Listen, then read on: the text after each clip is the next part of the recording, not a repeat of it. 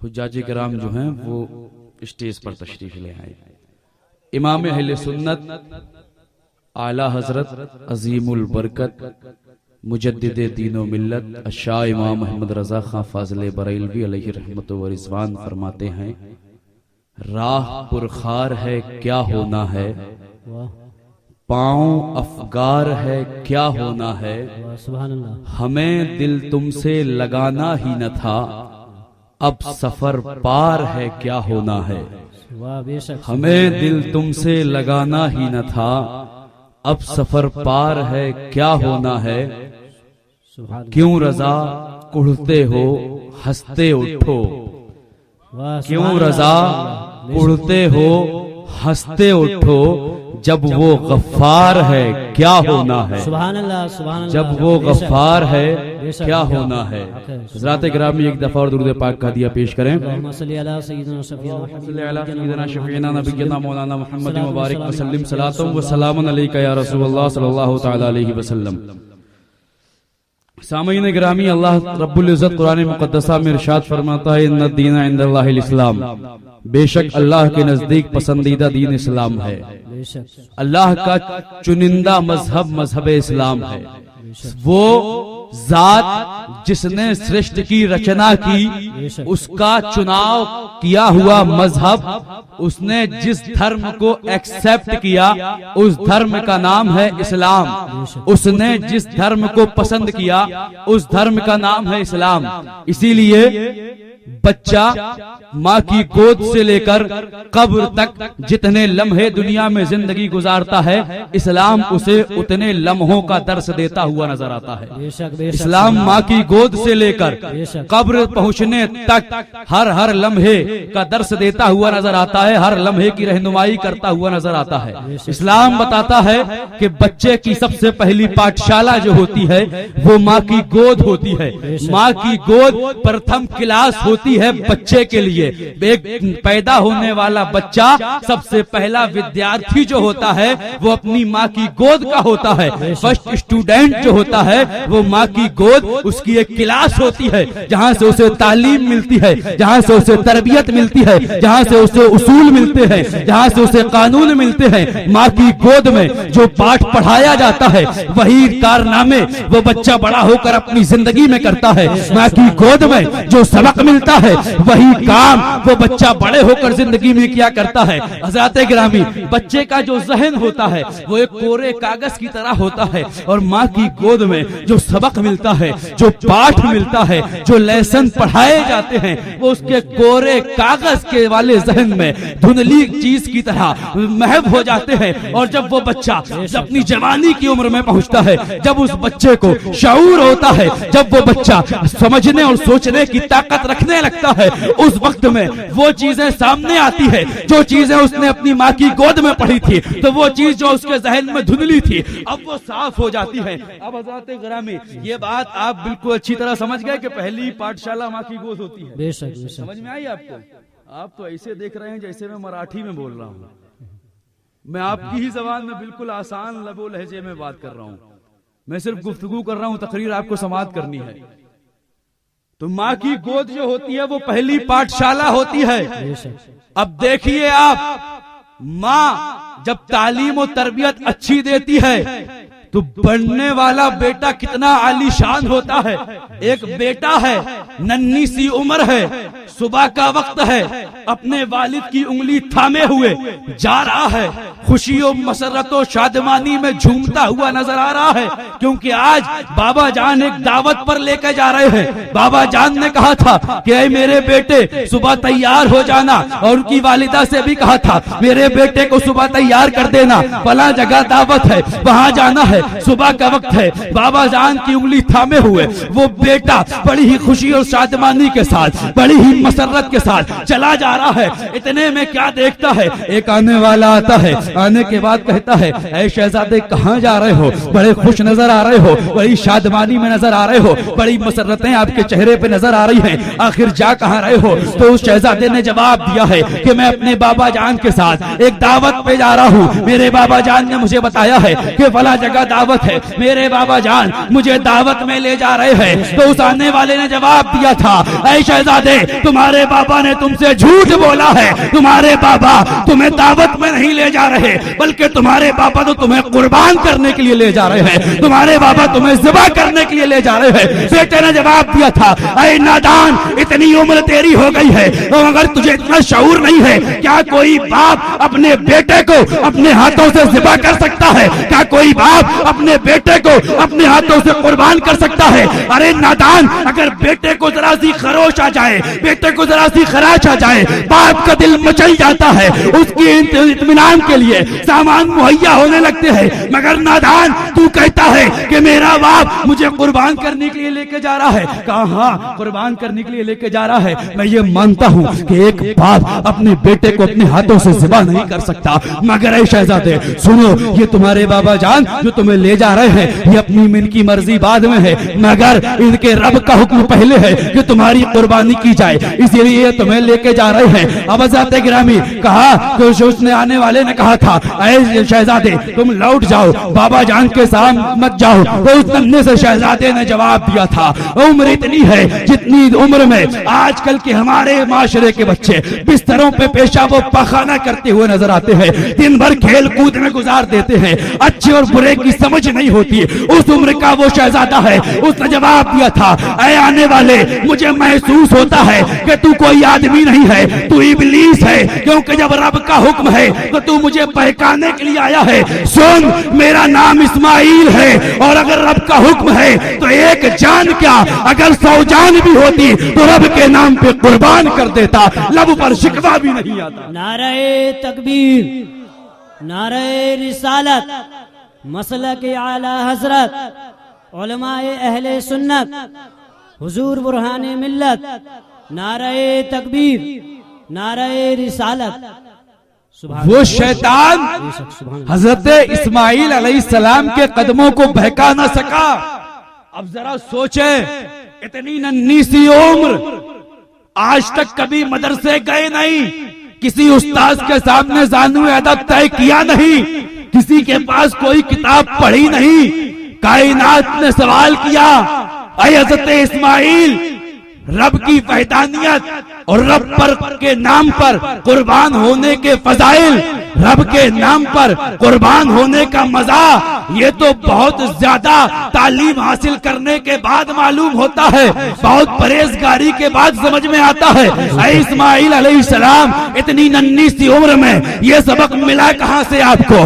آپ مدرسے نہیں گئے ہیں، پھر یہ سبق کہاں سے آ گیا؟ کسی استاد کے سامنے زانو ادب طے نہیں کیا ہے، پھر یہ ثواب پھر یہ جذبہ کیسے پیدا ہو گیا؟ حضرات گرامی حضرت اسماعیل کے اس کرم والے انداز میں جواب دیا تھا اے سوال کرنے والوں سنو، تم یہ پوچھتے ہو کہ میں ابھی تک مدرسے نہیں گیا تو پھر یہ جذبہ میرے اندر کہاں سے آ گیا؟ ارے سنو، میں نے تو اس مدرسے میں ہی وہ ساری تعلیم حاصل کر لی ہے، کیونکہ ماں کی گود ہی سب سے پہلا مدرسہ ہوتا ہے، اور مجھے اپنی ماں کی گود میں ہی یہ پاٹ پڑھا دیا گیا تھا کہ اگر رب کے نام پر جان دے دو گے دنیا میں بھی سنور جاؤ گے، آخرت میں بھی کامیاب ہو جاؤ گے۔ نعرہ تکبیر، نعرہ رسالت، نعرہ رسالت، مسلک اعلی حضرت، علماء اہل سنت، نعرہ تکبیر، نعرہ رسالت۔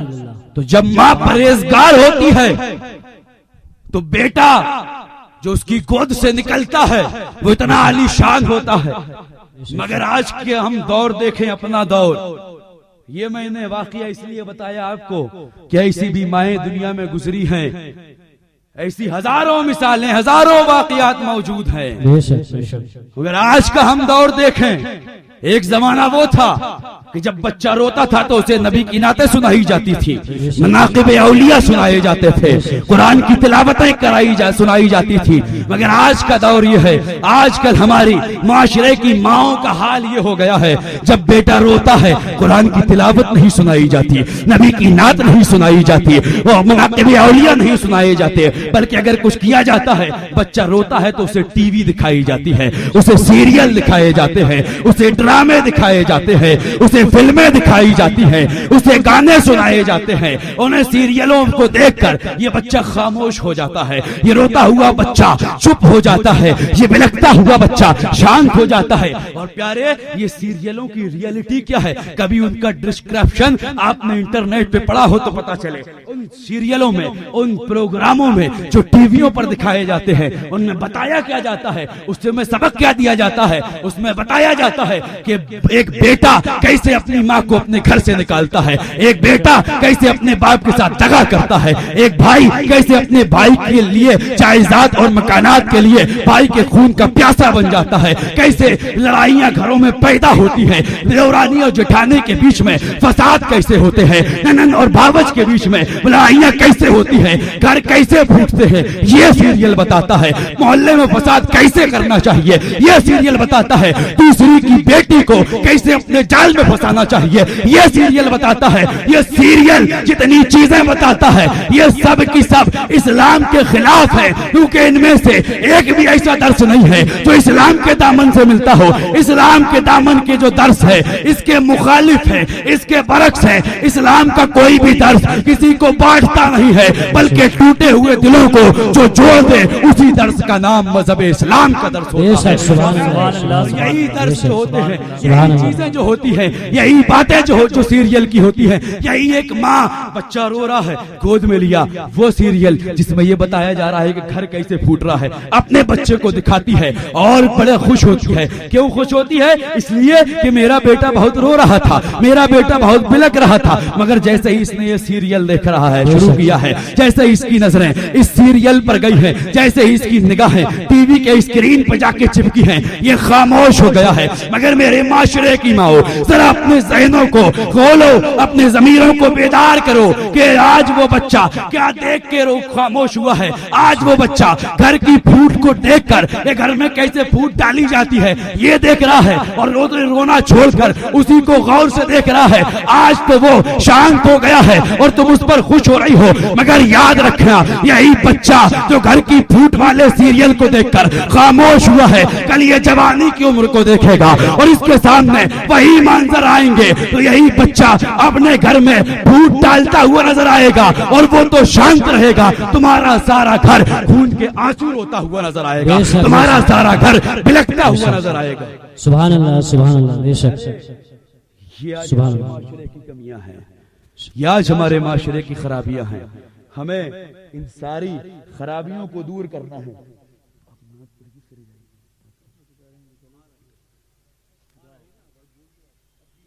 چلیے ٹھیک ہے۔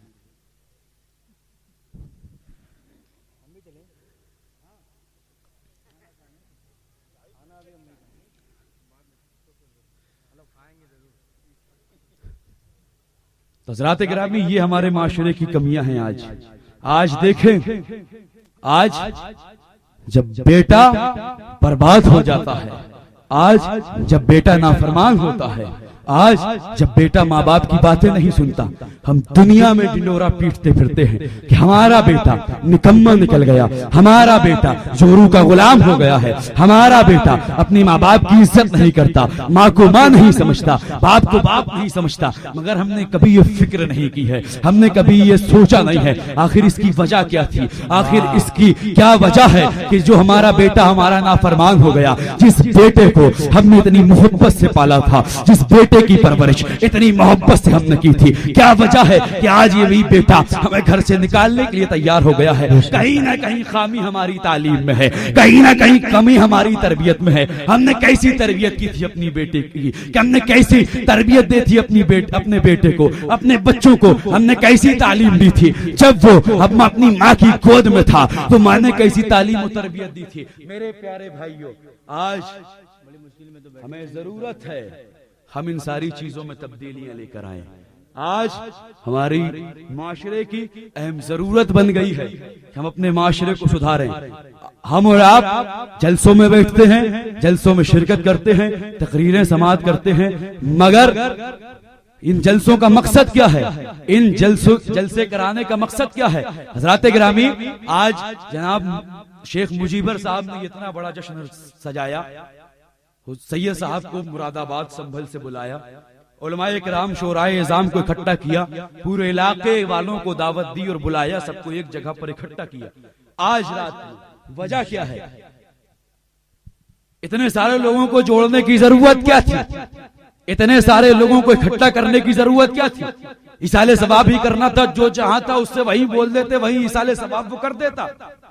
مگر یہاں بلانے کی ضرورت کیا تھی؟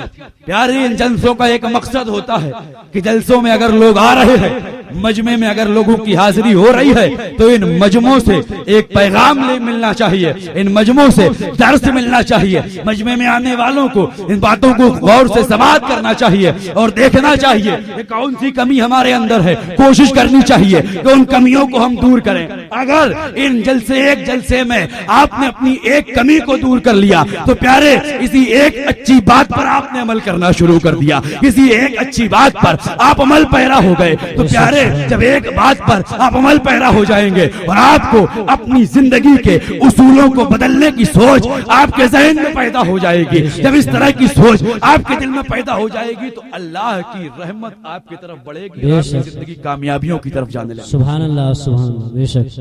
مگر ضرورت ہے ہمیں اپنے معاشرے میں تبدیلی لانے کی, ضرورت ہے ہمیں اپنے معاشرے کو بدلنے کی. آج یہ ساری کمیاں معاشرے کے جس طبقے پر نظر ڈالیں پیارے, اسی طبقے میں آج کمیاں خرابیاں موجود ہیں. حضرات گرامی, میں بڑے ہی مختصر سے وقت کے لیے آپ کے پاس آیا تھا, اور کیونکہ 11:15 بج چکا ہے, اور انشاءاللہ 11 یا 11:15 تک حضرت علامہ مولانا سید شباہت علی صاحب قبلہ دامت برکاتہم القدسیہ کا خطاب نایاب شروع ہو جائے گا. حضرات گرامی, اللہ تبارک و تعالیٰ سے دعا ہے اللہ ہمیں آپ کو سب کو سننے اور سنائے زیادہ عمل کرنے کی توفیق و رفیق عطا فرمائے. حضرات, آپ سن رہے ہیں Rizvi net work international Islamic web site بفیض روحانی حضور علامہ و مولانا الحاج الشاہ حسین احمد رضوی رحمت اللہ علیہ. یہاں یوٹیوب پر جو بھی چیز اپلوڈ ہوتی ہے اس سے ہمارا مقصد اور مشن ایک ہی ہے کہ مسلک و مذہب کا تحفظ ہو, لوگ اپنے بزرگوں کے عقائد و افکار سے وابستہ رہیں, اور بالخصوص نوجوان نسل جو روز بروز نجدی ملاؤں اور صلح کلیوں کی گمراہ کن باتوں کو سن کر اپنا ایمان, اپنا عقیدہ خراب کر رہے ہیں, وہ ان کو پہچان کر مسلک اعلیٰ حضرت کو سمجھیں اور اپنے ایمان کو بچائیں. اگر آپ حضرات بھی اپنے یہاں کی کوئی کانفرنس, جلسہ, کوئی پروگرام رضوی نیٹ ورک پر اپلوڈ کروانا چاہتے ہیں تو رضوی نیٹ ورک کے بانی جناب الحاج شیخ سجاد حسین رضوی سے رابطہ قائم کریں. What's app number 7887574416. حضرات, آپ سن رہے ہیں Rizvi net work international Islamic web site بفیض روحانی حضور علامہ و مولانا الحاج الشاہ حسین احمد رضوی رحمت اللہ علیہ. یہاں یوٹیوب پر جو بھی چیز اپلوڈ ہوتی ہے اس سے ہمارا مقصد اور مشن ایک ہی ہے کہ مسلک و مذہب کا تحفظ ہو, لوگ اپنے بزرگوں کے عقائد و افکار سے وابستہ رہیں, اور بالخصوص نوجوان نسل جو روز بروز نجدی ملاؤں اور صلح کلیوں کی گمراہ کن باتوں کو سن کر اپنا ایمان, اپنا عقیدہ خراب کر رہے ہیں, وہ ان کو پہچان کر مسلک اعلیٰ حضرت کو سمجھیں اور اپنے ایمان کو بچائیں. اگر آپ حضرات بھی اپنے یہاں کی کوئی کانفرنس، جلسہ، کوئی پروگرام رضوی نیٹ ورک پر اپلوڈ کروانا چاہتے ہیں تو رضوی نیٹ ورک کے بانی جناب الحاج شیخ سجاد حسین رضوی سے رابطہ قائم کریں۔ What's app number 7878574416۔ السلام علیکم ورحمۃ اللہ تعالی وبرکاتہ۔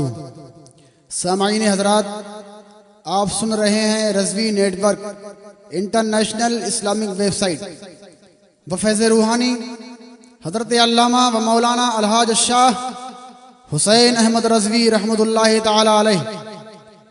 یہاں جو بھی پروگرام اپلوڈ ہوتے ہیں اس کا مقصد صرف عقیدے اور ایمان کی اصلاح اور پیغام امام احمد رضا کو گھر گھر پہنچانا ہے۔ نہ طاعت پر، نہ تقوی پر، نہ زہد و اتقاء پر ہے، ہمارا ناز جو کچھ ہے محمد مصطفیٰ پر ہے۔ جناب الحاج شیخ سجاد حسین رضوی ان تمام جنتی حضرات کا تہہ دل سے شکر ادا کرتے ہیں جو رضوی نیٹ ورک پر اپلوڈ کروانے کے واسطے نعت پاک، تقاریر، سی ڈی یا پھر واٹس ایپ کے ذریعے روانہ کرتے ہیں اور صدقہ جاریہ کے حقدار بنتے ہیں۔ جزاک اللہ خیر الجزا فی الدنیا والآخرہ۔ آپ بھی چاہتے ہیں کہ اس کار خیر میں ہمارے شریک ہو کر ثواب حاصل کریں تو پھر دیر نہ کریں، رابطہ کریں ان سے۔ الحاج شیخ سجاد حسین رضوی، واٹس ایپ نمبر 07878574416۔